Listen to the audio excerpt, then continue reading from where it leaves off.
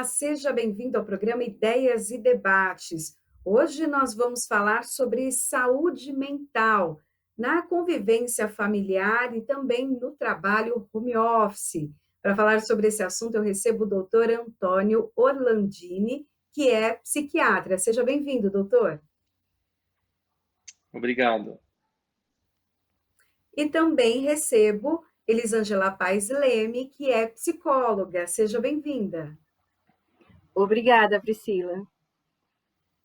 Bom, para começar, eu queria até que o doutor Antônio falasse para a gente sobre o feedback que recebeu ali das pessoas, dos seus pacientes, nesse período de pandemia. Como anda a saúde mental das pessoas?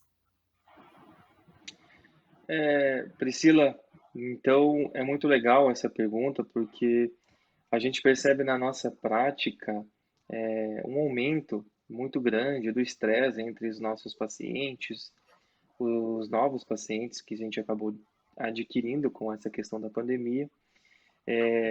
Isso tem feito com que as pessoas acabem ficando mais estressadas, tanto pela essa questão do home office, pela essa nova rotina que a gente está vivendo hoje com a pandemia.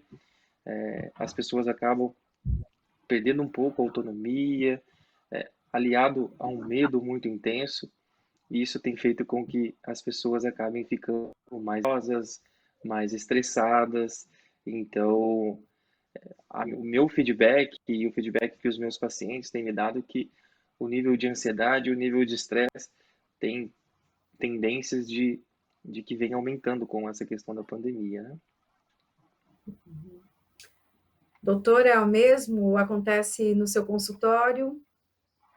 Sim, são várias demandas, né, por conta da pandemia, né? Desde a questão do luto, né, que alguns pacientes acabam trazendo e a gente precisa ter um olhar também para essa questão do luto, desde a questão relacionada à qualidade de vida no trabalho, as questões relacionadas às crianças dentro de casa, algumas crianças que têm uma idade ainda que estaria nos primeiros contatos sociais e acabaram não tendo, né? Claro que difere de família para família, algumas até têm um pouco de contato, outras não. Então, assim, a demanda ela está bem alta em relação a essa melancolia, essa mudança de humor, a esse tédio que eles vêm sofrendo aí do limite, né? Então, é questão que a gente está vivendo, eu não posso, né? Então, e se eu vou, né? Às vezes tem aquelas pessoas extrovertidas que não querem muito obedecer o isolamento, né? Eles vão e, e eles comentam muito como que é ruim estar no lugar que sabe que está correndo risco. Então, é uma situação bem conflitante, né? Então, até eles entenderem que precisam tomar cuidados, enfim. Então, são diversas situações para a gente pontuar aí nessa fase de isolamento, né, de pandemia. Doutora, a senhora falou que tem pessoas, então, que saem, né, do isolamento, não conseguem cumprir o isolamento, mas eles têm a consciência de que estão expostos e que o risco é muito maior até da contaminação, né, de ficarem doentes e contaminarem outras pessoas. A minha pergunta é que, dentro da fala da senhora, dá-se essa impressão que eles têm a consciência, mas parece que não. Para quem está cumprindo o isolamento, parece que não. Alguns dão trabalho, tá? Eu costumo dizer que, assim, quem está na faixa de 50 e 60 sofre duas vezes, com filhos adolescentes e com os pais idosos, que são os mais teimosos.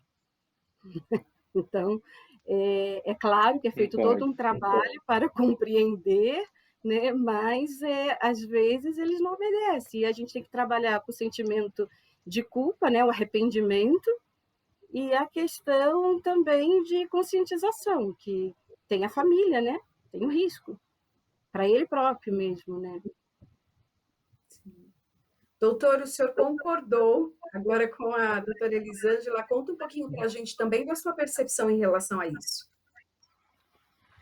É muito interessante, né? Porque, como a Elisângela comentou, as pessoas acabam passando mais tempos em casa, o convívio social acaba aumentando muito. Eu acho que como ninguém está preparado com isso, ninguém estava preparado para isso, acaba tendo um pouco de dificuldade nessa adaptação e esse próprio convívio social, o home office, na verdade, que ao meu ver, é uma opinião minha, eu acho que esse home office que a gente vive hoje no Brasil, a grande maioria desse home office não é um home office propriamente dito, né?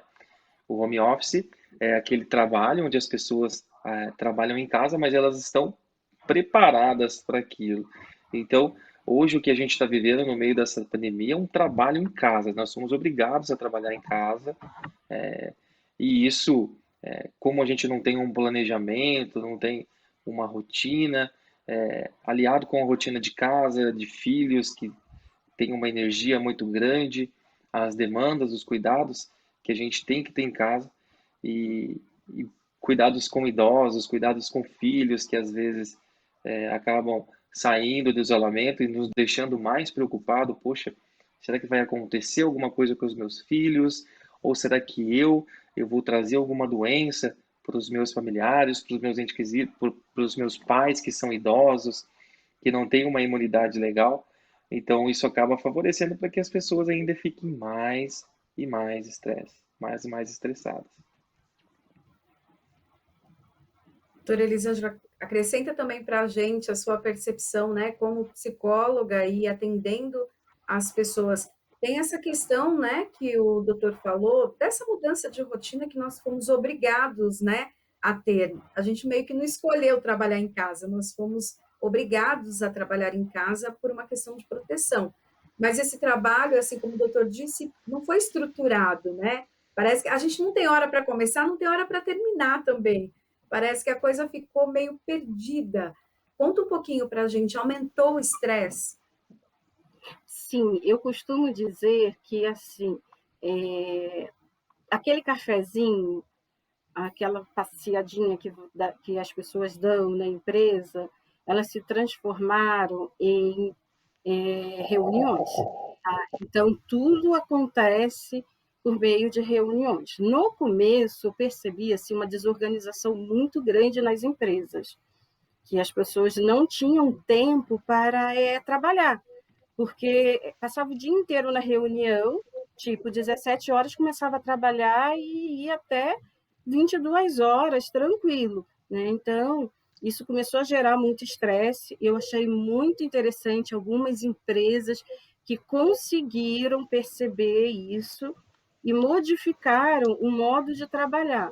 Então, tem algumas empresas que elas determinaram de que hora até que hora que pode ter reunião e o restante do tempo para poder trabalhar. Só que a gente sabe que isso não acontece com todas as empresas, então as pessoas ficam realmente muito estressadas. Quase todo momento tem uma reunião, tem algo para fazer. É diferente com o home office antigo, né, que a gente já assistiu muito na TV, principalmente com mulheres, né? Ah, eu vou trabalhar em casa, vou poder ver meus filhos, é tudo um mundo mágico, né? Então, sem pandemia. Coloca os filhos lá na vanzinha, vai trabalhar, e aí depois volta, a babá está ali, a pessoa que toma conta da casa está ali. No começo da pandemia, que não podia ir babá, não podia ir ninguém, a mãe em home office, os filhos sem escola, foi, né? Foi uma coisa assim absurda. E agora o que eu percebo em relação à família algumas crianças assim a partir de 9 anos, as menores elas têm dificuldade de entender um pouco a escola em home office, né? E os maiores já entraram assim alguns, tá? Num processo assim até melancólico, sabe? De mudança de humor, de uma hora tá com raiva, outra hora tá triste, outra hora tá com tédio, porque eles não dão conta de assistir mais às aulas. Isso gera um mal-estar nos pais, porque os pais acabam recebendo informação da escola, que os filhos não estão fazendo as tarefas. Então, é um estresse absurdo, é muita ansiedade. Junto com isso, ainda tem aquelas famílias que estão sofrendo com alguém hospitalizado ou até mesmo porque morreu.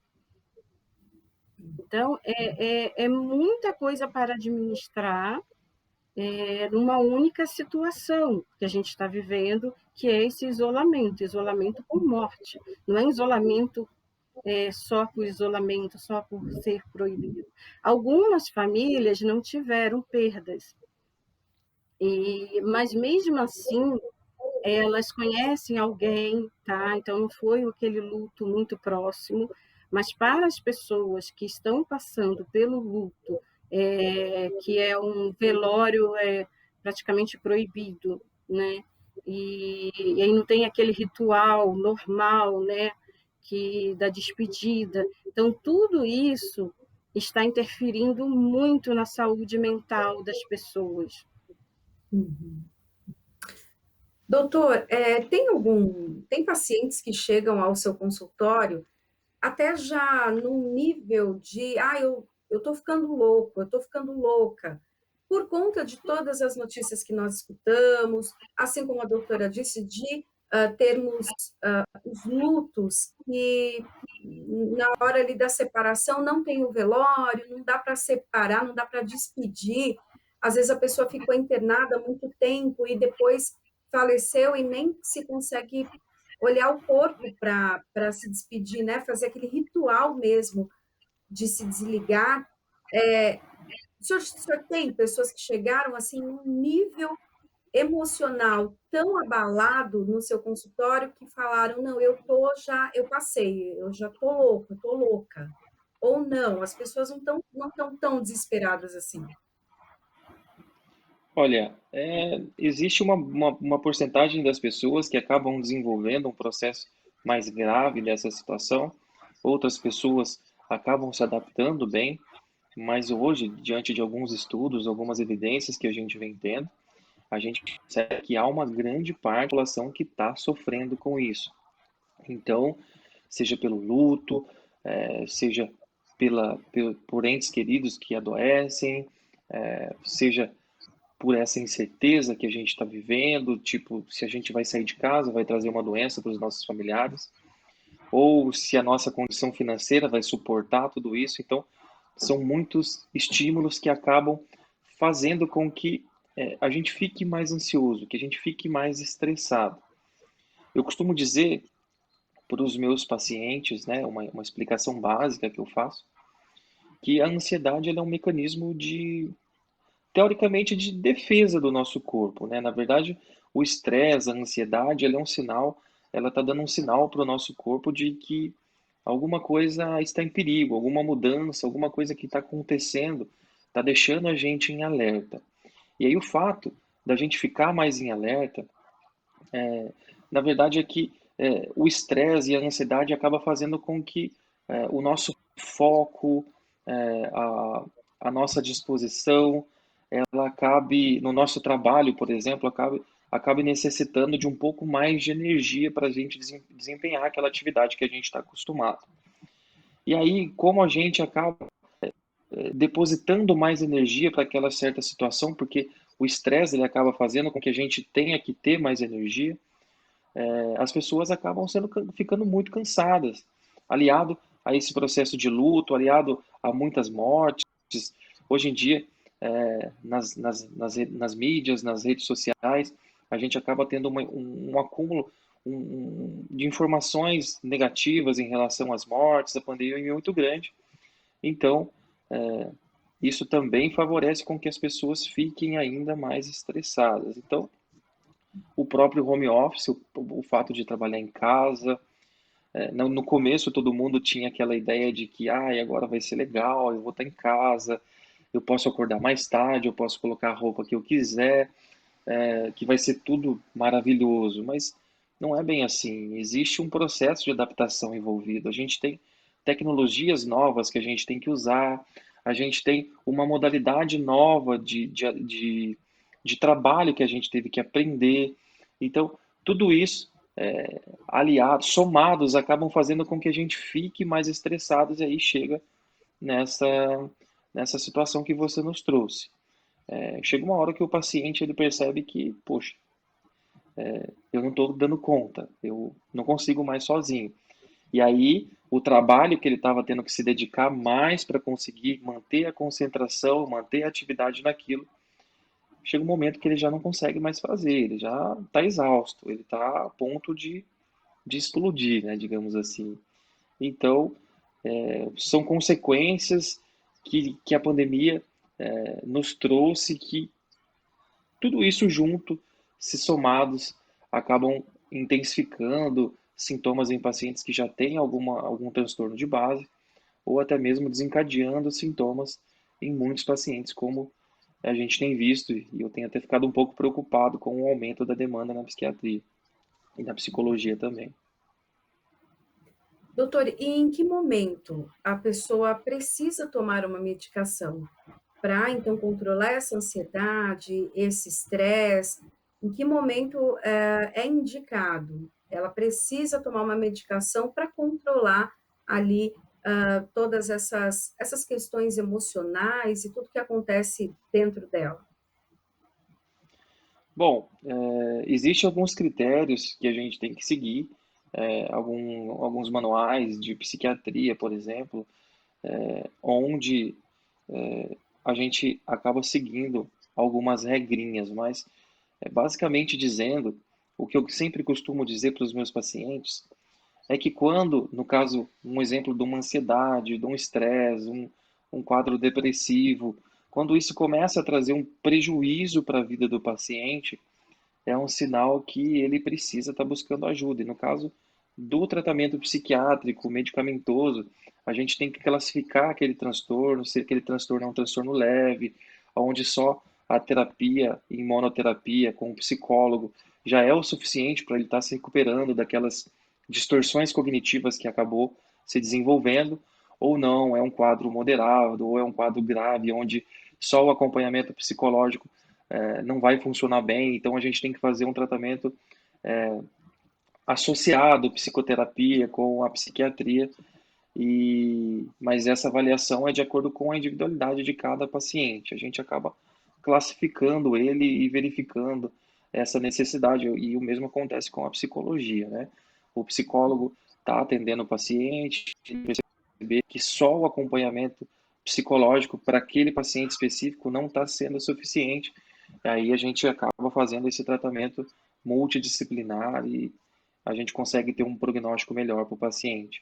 Vários estudos científicos para algumas patologias específicas, eles nos mostram que quando a gente tem um tratamento associado, tanto psicoterápico quanto psiquiátrico, em algumas patologias, é claro, a gente consegue não não multiplicar aquele prognóstico, não, como que eu vou explicar de uma forma mais básica? A gente consegue ser mais eficaz no tratamento do paciente como se a gente fizesse um tratamento específico psiquiátrico ou um tratamento somente psicoterápico. Então, cada situação é única, né? A gente precisa estar avaliando esses casos para entender como conduzir esse tratamento. Mas eu acho que também você perguntou quando o paciente ele deve buscar ajuda. Então, sobre aquilo que eu estava dizendo, o paciente ele começa a perceber que ele acaba tendo um prejuízo no dia a dia dele. Talvez o sono já não comece a ficar legal, o paciente dorme muito, alguns pacientes não conseguem dormir bem, alguns pacientes se manifestam com irritabilidade, outros pacientes acabam manifestando um medo intenso de contaminação. É claro que hoje a gente tem que saber identificar bem isso, porque hoje em dia todo mundo está com medo, mas assim, acaba se tornando uma coisa mais grave que limita o paciente. Ele acaba tendo um prejuízo social, tendo um prejuízo na rotina familiar, o trabalho para ele começa a ser muito difícil, o cansaço acaba ficando extremo, acaba ficando mais intenso, e aí é um sinal que o corpo dele está dando para que ele, olha, cuidado, procure ajuda. E esse tratamento que ele pontuou, né, da gente fazer parceria, Porque hoje, pelo menos aqui no Brasil, funciona, eu recebo pacientes assim como o médico recebe, né? Então, a gente precisa ter esse discernimento para poder verificar ali, analisar com o paciente o momento também de buscar ajuda psiquiátrica. Alguns pacientes são resistentes, né? Eles têm medo de dependência, e quando eu percebo que o paciente não consegue compreender a terapia, porque não tem concentração, não tem foco, a tristeza está muito intensa, então você já percebe que precisa de um tratamento em conjunto. Então, isso tanto para o médico quanto para os psicólogos, porque alguns não buscam a psiquiatria de imediato, buscam o psicólogo. A gente precisa A ter grande esse olhar maioria, na de verdade. saber, a gente precisa ter esse olhar de saber, olha, eu preciso que da ajuda de um outro profissional, precisa de um trabalho multidisciplinar, porque do jeito que está, você não me compreende, você não consegue, às vezes a pessoa não consegue nem levantar da cama, então como que a gente vai trabalhar, que o psicólogo trabalha com o pensar, né? Então você vai analisar o contexto da pessoa, e às vezes a pessoa não consegue verbalizar, ela não consegue nem levantar direito da cama, como eu falei, a irritabilidade está de uma forma que ela não ouve ninguém, então, a gente precisa ter esse discernimento de buscar, né, outro profissional para trabalhar em parceria conosco. Era exatamente isso que eu ia perguntar para a senhora, porque a maioria das vezes o primeiro caminho, o primeiro socorro que se pede é para o psicólogo, né? É a terapia primeiro, ali com o profissional da psicologia, e se, né, detectado, assim como a senhora explicou, a necessidade de ir para o psiquiatra e o uso da medicação, a essa indicação. Quais são os principais sintomas que as pessoas têm, que já começa a gerar um alerta? A senhora falou de casos de pessoas que não querem levantar da cama, mas então, né, a família já consegue enxergar que tem alguma coisa bem errada. Mas quais os sinais que a gente consegue enxergar em nós mesmos para falar, tem alguma coisa errada? Ou eu estou mais irritado, ou eu tenho mais dor de cabeça, o doutor falou do sono.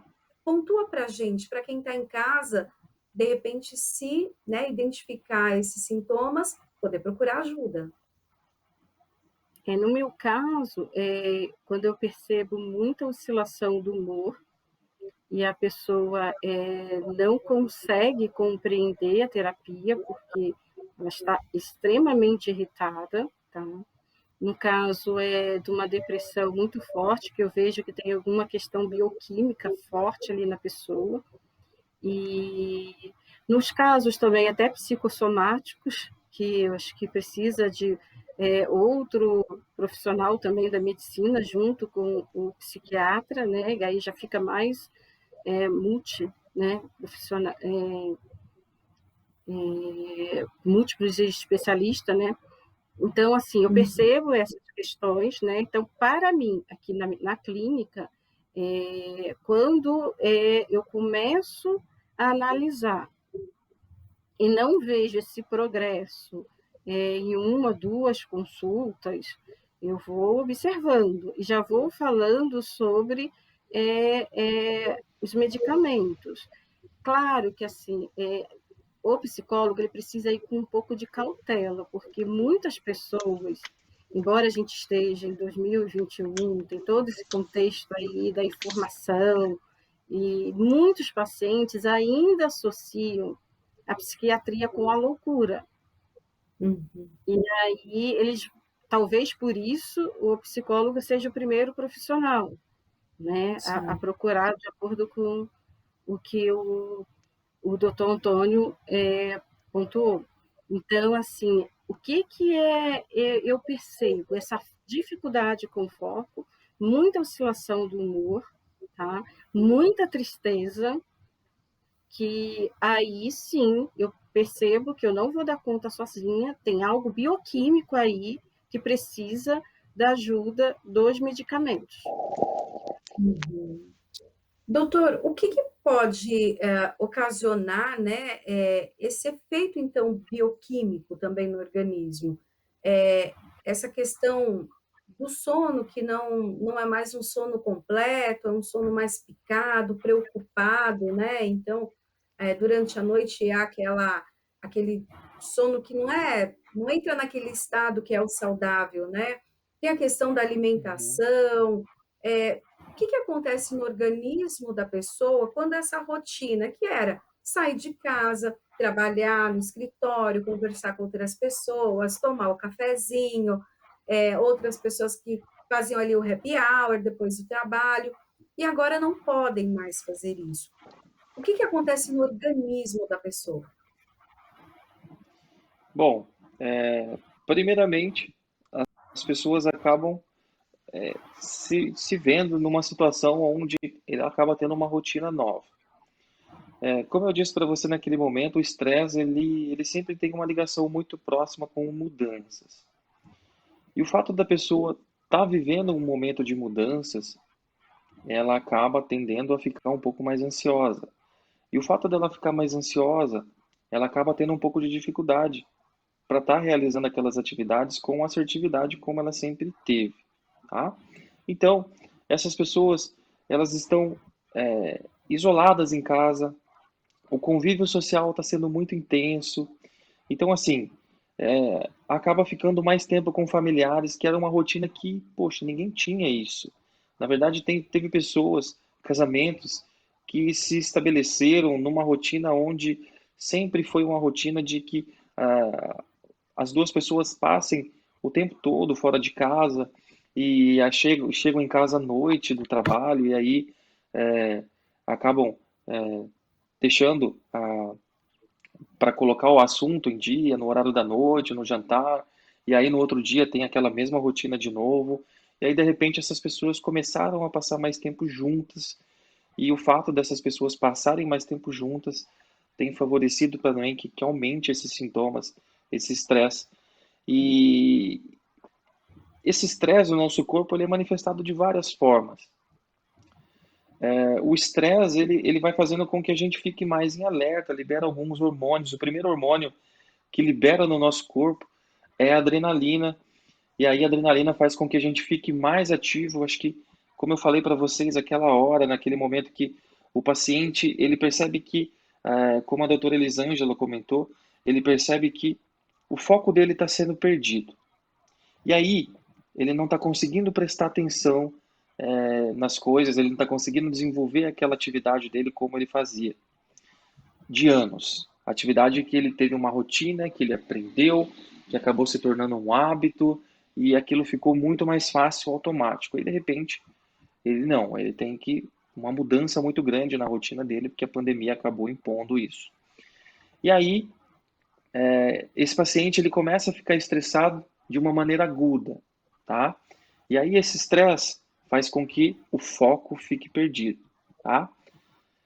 Ficando perdido o foco, ele precisa ter mais energia, ele precisa ter mais concentração naquele que ele está fazendo.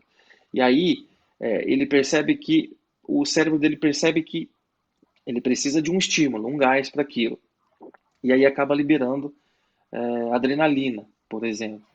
E aí, liberando adrenalina, ele fica mais ativo, ele fica mais focado. Só que o nosso corpo, conforme esse estresse, ele vai se manifestando de uma forma contínua, ele vai se tornando um estresse crônico. E aí, se tornando esse estresse crônico, a tendência é que, além disso, outros hormônios acabem entrando aí na jogada, como o cortisol, por exemplo, que muitas pessoas conhecem como o hormônio aí do estresse.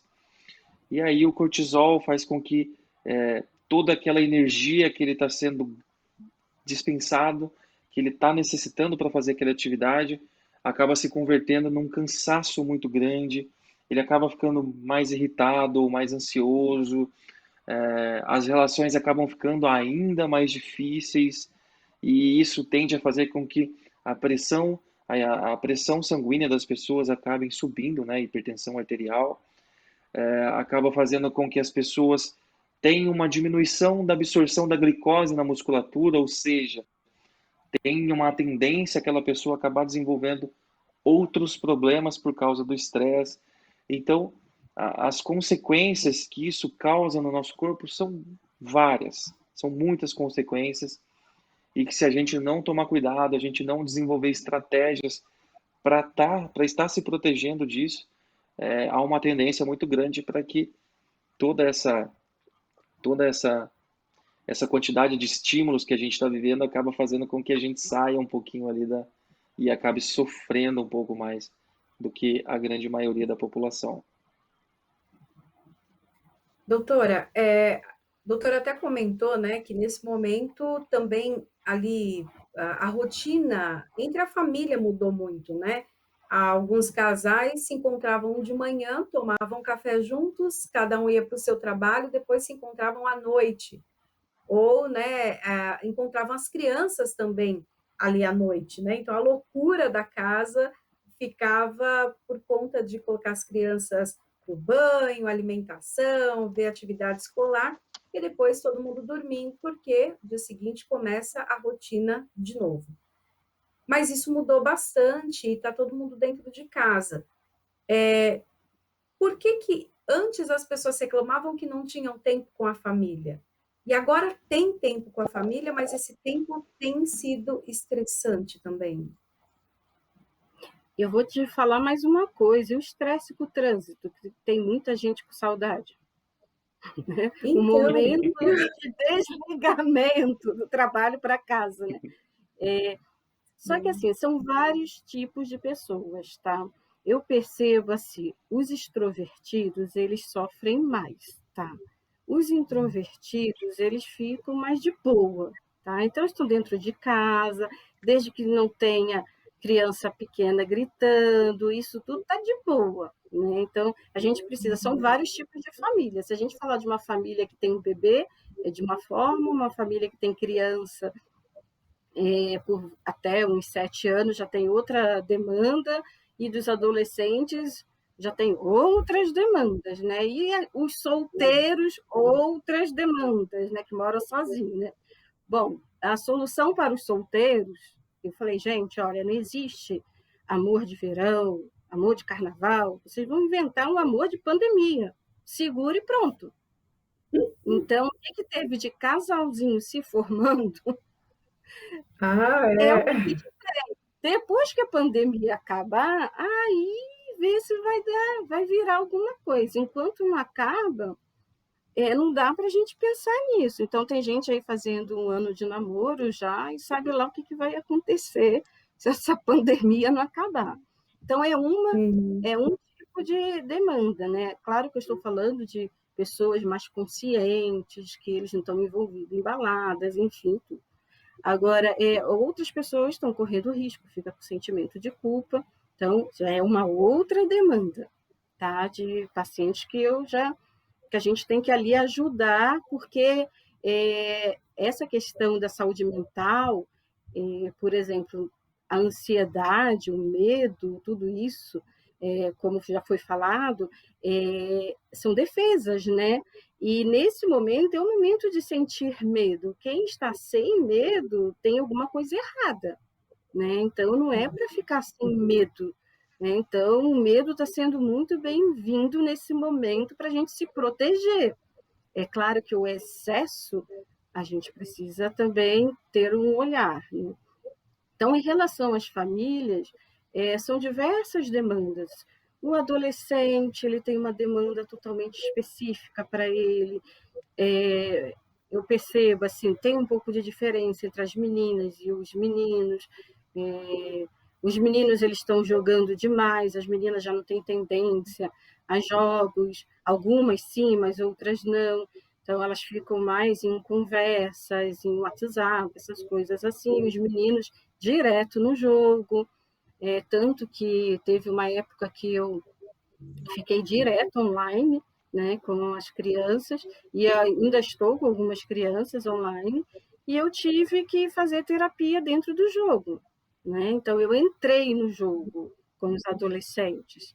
Então eu estava lá, então tinha um momento que eu já não aguentava mais aquele e claro que não era um jogo proibido para a idade, que eu tenho essa cautela. Eu falei assim, vamos ficar sentado aqui nessa árvore aqui? Eu ficava lá com o meu skin, lá sentado com eles, e a gente conversava, que eles entendiam que a gente não estava competindo nada, a gente estava fazendo terapia, que eu estava ali, que eu estava me ensinando.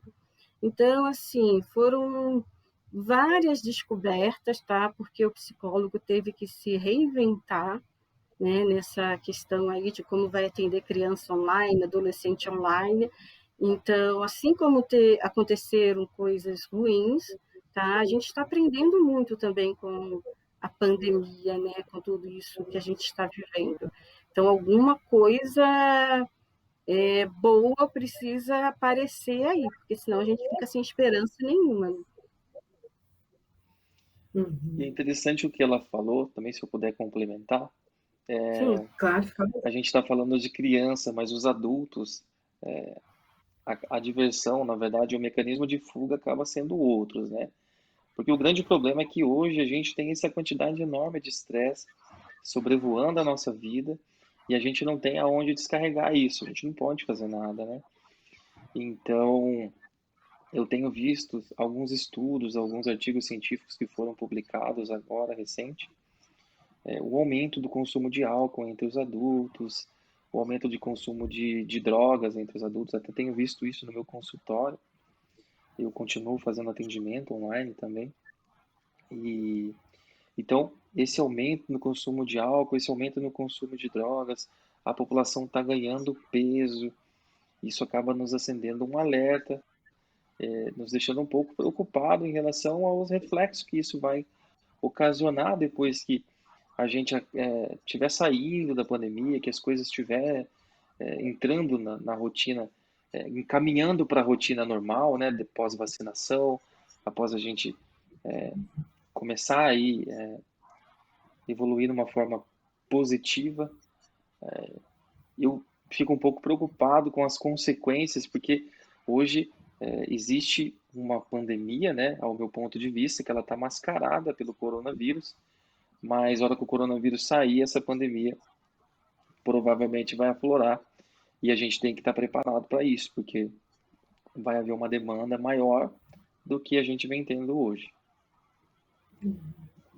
Doutora, e como se preparar, então, ou até prevenir, né, ter essas doenças emocionais, ter esses problemas emocionais que podem causar, então, doenças, a necessidade, então, de medicação? Como levar a vida nesse momento de home office, com tantas notícias ruins, um trabalho que às vezes se estende por todo o dia e até à noite, esse cansaço? Como que a gente consegue organizar a nossa vida para passar bem, passar pelo menos com a sanidade mental, né, nesse momento? então, Bom, o que eu para as sempre tenho pessoas. orientado Ah, desculpa, Ah, desculpa, eu achei que era para mim. eu não entendi para quem que era, eu que errei ou você, não sei.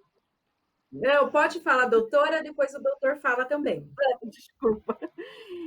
Então, Imagina. assim, na minha prática, né, como psicóloga, né, as pessoas estão se reinventando, tá? E eu respeito quem não quer fazer nada também, porque tem dia que a pessoa não quer fazer nada, né? Algumas pessoas elas têm a oportunidade de trabalhar e assim é um pouco ambíguo, tá? Algumas pessoas reclamam do excesso de trabalho home office. Outras, quando elas percebem que elas não podem ter um lazer sem limitações, elas voltam a trabalhar, que também não é legal, né? Mas é a saída que ela está encontrando naquele momento. Aos pouquinhos, eu vou até incentivando, eu vejo série, indico série para as pessoas, indico meditações para quem gosta. Então, a gente vai buscando alternativas para o estilo da pessoa, tá? Então, algumas pessoas fizeram cursos online, outras pessoas já falaram que não aguenta mais curso online, então tá, a gente não vai por curso online, a gente vai para outro caminho. Atividade física online tem sido uma saída para muitas pessoas. Enfim, são estratégias de lazer dentro de casa. aquela coisa lá que a gente fazia lá antigamente, de todo mundo ir para a cozinha, fazer um bolo. Então, vamos inventar, fazer cupcake, sei lá, brownie, aquelas coisas todas que adolescente gosta, então adulto também, né? Então, com sorvetinho pega bem. Vamos lá, vamos aprender, não vamos comprar, vamos aprender. Outras pessoas já fizeram o contrário. Vou passar a perder o seu trabalho, tá?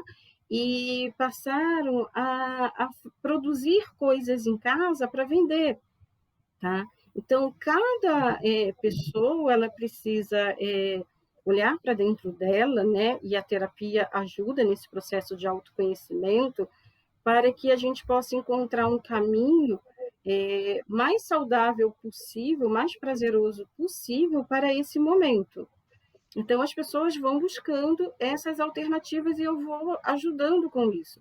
É claro que a demanda, como o psicólogo trabalha com memórias, né? Então, a gente, mesmo sendo adulto, a criança está mais acostumada com as limitações, não posso isso, não posso aquilo, porque ela escuta isso o tempo todo dos adultos, né?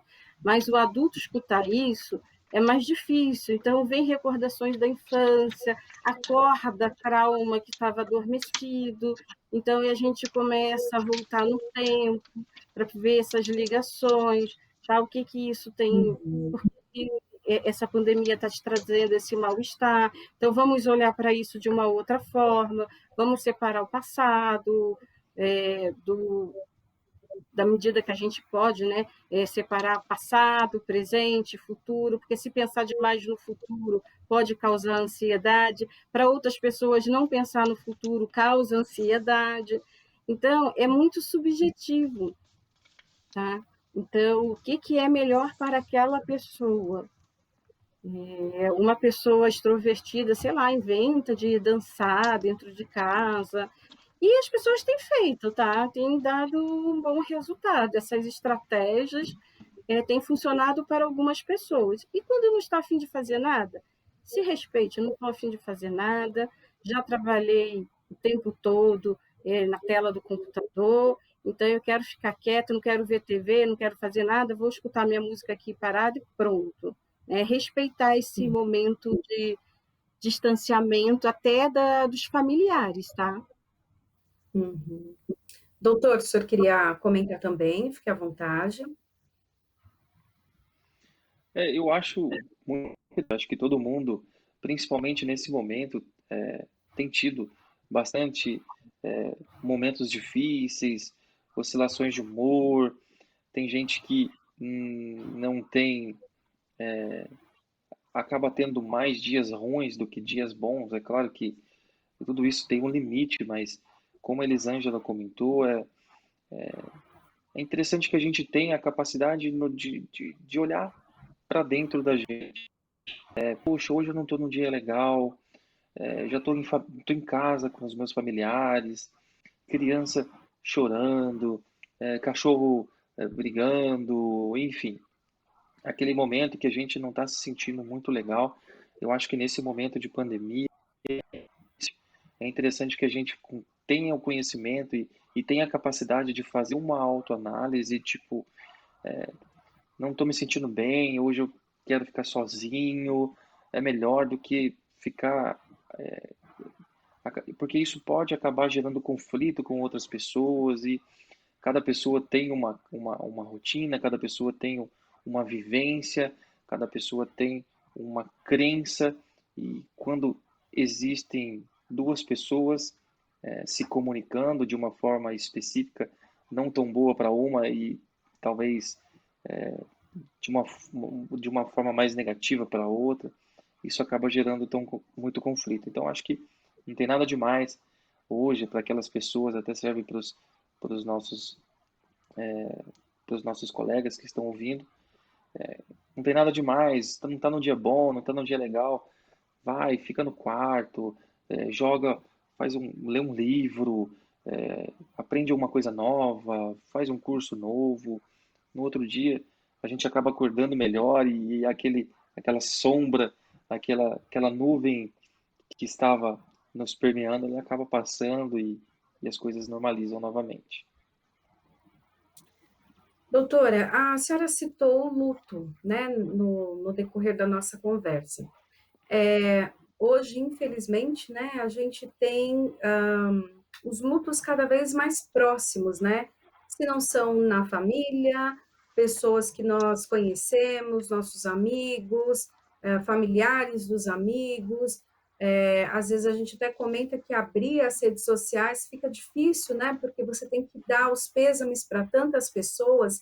Chega um momento bem delicado e parece que essa informação de morte, essa tristeza, porque a morte, né, essa separação, ela é triste, toma conta das pessoas, né? Parece que invade um pouco, mesmo que não seja com você, perto de você. Como lidar com isso? Como lidar com a morte nesse tempo? Sem tirar o crédito dela, porque nós não somos, né, não são números, não podemos olhar como números, são pessoas, famílias em sofrimento, mas que isso não venha nos abalar. Então, o medo da morte, né, e a própria vivência, né, de perder um familiar, isso é recorrente. A gente basta ligar a TV que a gente vê isso o tempo todo. A questão do luto, né, se a gente for pensar, o luto tem muito a ver também com o tipo de vínculo afetivo que a pessoa tinha com o outro, tem a ver com o tipo de personalidade, se essa personalidade tem algum transtorno. Então, cada um vai vivenciar esse luto de uma forma. Tá? Agora, você falou a questão do Facebook, das redes sociais em geral, né? É muito complicado você entrar numa rede social porque é difícil você não se deparar com uma homenagem para alguém que se foi, né? Então, é bem complicado essa situação. Mas a gente também tem essa questão da empatia, né? Como deixar o outro sofrer sozinho? Então, por mais que a gente queira fugir das redes sociais, né, é o único lugar que a gente pode saber, né, praticamente a não ser que você seja muito próximo da pessoa e a pessoa te mande uma mensagem ou alguma coisa desse tipo.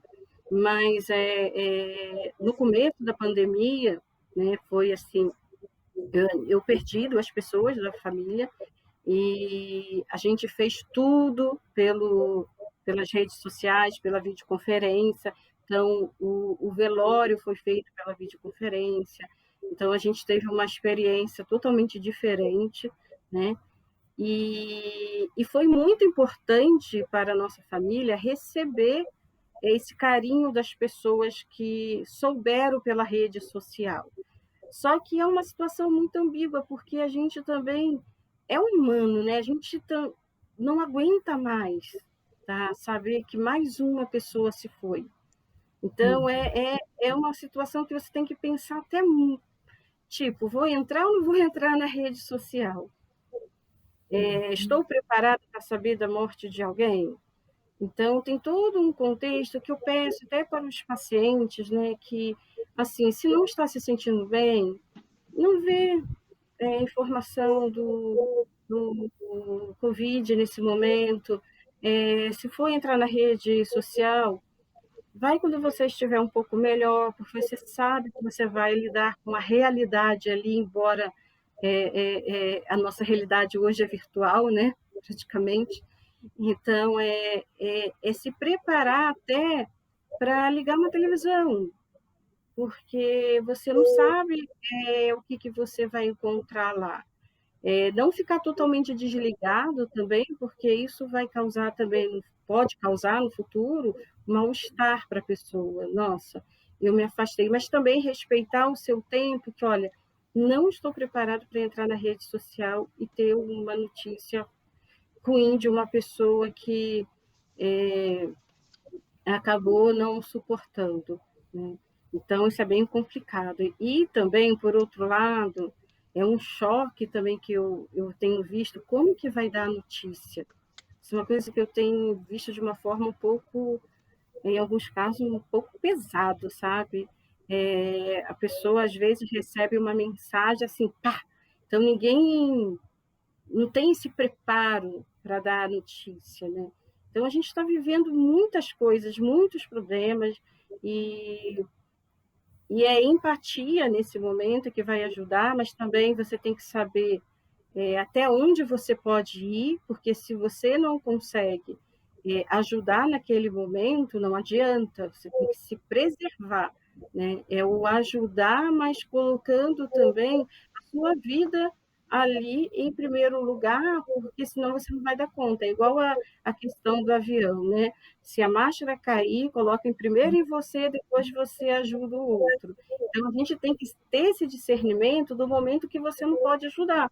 E, às vezes, entrar na rede, né, sem estar apto para ajudar, pode causar um mal-estar, pode receber uma notícia que vai desencadear novamente a melancolia, o sofrimento e a ansiedade, tudo isso que a gente tem falado aqui. Inclusive até trazer lembranças, né, doutora, de coisas que nem estão ligadas ali à Covid, mortes, né, perdas que aconteceram muito antes da Covid.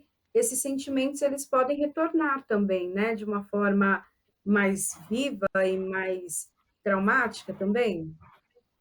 Sim, também. Mas a gente também, eu não sou muito daquela de 8 ou 80, tá? Eu acho que tem um lado positivo e o lado negativo. Então, a rede, por um momento, pode prejudicar, dependendo do estado que eu estou, né? E em outros momentos, ela pode ajudar, tá? Então, essas recordações que aparecem em tudo, é uma coisa que quando eu estava no doutorado de luto, eu estava num congresso e foi falado sobre uma das redes de deixar um espaço para as pessoas poderem homenagear quem se foi. Então, assim, isso tem confortado muitas pessoas, tá? Então, principalmente na pandemia, você deixar a página em memória ajuda também nesse processo de entrar na realidade e fazer a sua despedida. Então, a questão é de como que eu estou para poder entrar nesse universo virtual. Eu estou bem? Eu não estou bem? Então, a pessoa precisa se perguntar se ela pode entrar ou não. Uhum. Doutora, sua opinião em relação a isso, ao luto? O luto, na verdade, eu acho que o ser humano, todo ser humano, um momento da vida, ele vai passar pelo luto. O luto é uma coisa natural da nossa vida. A grande questão é que o momento que a gente vem passando hoje vem fazendo com que aumente muito o caso de perda, né, de perda de ente querido e por uma doença que acabou chegando e mudando os projetos de vida de todos, colocando todo mundo em risco e deixando todo mundo em alerta de que, poxa, será que eu vou ser o próximo? E isso vai chegando cada vez mais próximo da gente, vai chegando, vai fazendo com que a gente fique cada vez mais preocupado. E eu tenho recomendado, inclusive, para os meus pacientes, desde o início da pandemia, eu comecei a atender online, eu acho que eu fui um dos primeiros psiquiatras que começaram a atender online no Brasil, talvez, e eu tenho recomendado, eu tenho orientado os meus pacientes a tomar um pouco de cuidado com essa questão de muito noticiário. Hoje em dia, a gente infelizmente liga a televisão e a gente vê essa quantidade enorme de notícias ruins nas redes sociais, amigos, e isso vem chegando mais próximo da gente, vai fazendo com que a gente ainda fique mais tenso, mais estressado, mais ansioso. E é claro que ninguém tem como. Não é uma coisa que a gente pode escolher. Isso que a gente está vivendo hoje sai do nosso controle. Tudo que sai do nosso controle acaba fazendo com que a gente tenda a ter um pouco mais de dificuldade para lidar com aquela situação. Então, hoje, mães perdendo filhos mais novos, crianças perdendo pais, crianças que estão ainda naquela fase de desenvolvimento, de crescimento, perdendo seus pais pelo vírus, parentes que acabam absorvendo aquele sofrimento, tendo aquela empatia com os seus parentes, mas também acabam sofrendo com isso. Então, eu acho que uma maneira que a gente precisa fazer para que a gente cuide da nossa saúde mental, para que isso não afete tanto a gente de uma forma tão negativa e esse luto não acabe se tornando um luto complicado, que a gente chama, que é onde o luto acaba se tornando patológico, né? É a gente desenvolver estratégias para fazer atividade física, liberar alguns hormônios que nos protegem de todos esses acontecimentos, que aumentam a nossa imunidade, que fazem com que a gente se sinta melhor, evitar um pouco ficar tão obsessivo por essas notícias ruins que a gente vem tendo, procurar fontes seguras, como o OMS, o Ministério da Saúde, para estar se informando e, e também tentar desenvolver uma atividade física em casa, mesmo que seja adaptado pelo YouTube. Hoje em dia tem bastante profissionais, tem Sim. bastante profissionais tanto na rede social quanto no YouTube, grandes academias que instrui a população a como que ele consegue usar um objeto de casa para estar fazendo alguma atividade física. E isso tem funcionado muito bem para os meus pacientes. E o isolamento social também não quer dizer que a gente precisa ficar totalmente isolado. Hoje em dia a gente tem a facilidade das redes sociais, de um telefone, onde a gente consegue fazer uma reunião com vários familiares juntos, com segurança. A gente, cada um precisa fazer sua parte, evitar aglomeração, tentar sair de casa somente naqueles casos mais necessários, onde a pessoa não tem escolha, e principalmente quando perceber que as coisas começam a sair, começam a vir aqueles prejuízos que eu comentei no sono, na Uhum. alimentação, é o momento de já começar a planejar a busca de uma ajuda, seja psicológica ou psiquiátrica, para que o profissional especializado avalie aquela situação específica e, e direcione um tratamento mais adequado para essa pessoa, para que essa pessoa consiga viver de uma forma menos traumática esses acontecimentos e isso não acabe se tornando uma coisa mais grave, né? Então, é o que eu tenho feito e que eu tenho recomendado para os meus pacientes, para a gente tentar minimizar esses impactos que a gente vem tendo hoje.